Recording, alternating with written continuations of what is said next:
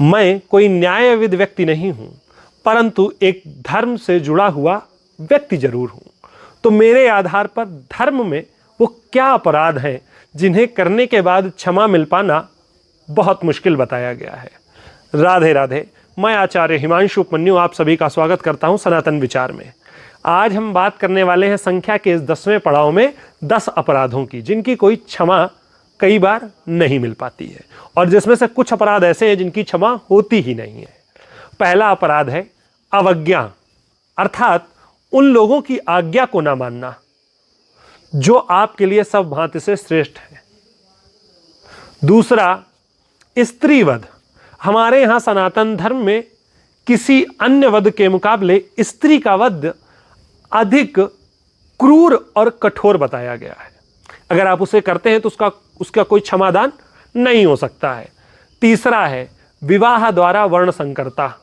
आप विवाह इस प्रकार से करें जिससे आपके आने वाली संतान वर्ण संकर हो, अर्थात ऐसी संतान जो दो ऐसे कुलों को मिलकर बनी हो जिनका आपस में मिलना कभी भी न्यायोचित नहीं हो सकता है। और चौथा है पर स्त्री गमन। किसी और स्त्री के साथ किसी पुरुष का जाना विवाह उपरांत, अगर उस स्त्री का विवाह हो गया है और आप उस स्त्री के साथ जा रहे हैं, आपका विवाह हो गया है, तो ये सबसे बड़े अधर्मों में से, अपराधों में से एक बताया गया है। पांचवा है चौर्य, अर्थात चोरी करना। छठा है किसी स्त्री के लिए, जो जैसे पुरुष के लिए बताया गया कि पर स्त्री का गमन नहीं करना चाहिए, वैसे स्त्री को भी बताया गया है कि बिना अपने पति के गर्भधारण नहीं करना चाहिए।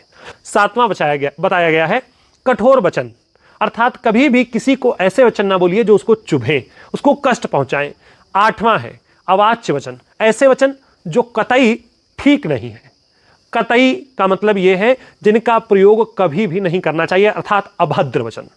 नौवां है दंड पारुष्य, अर्थात कठोर दंड।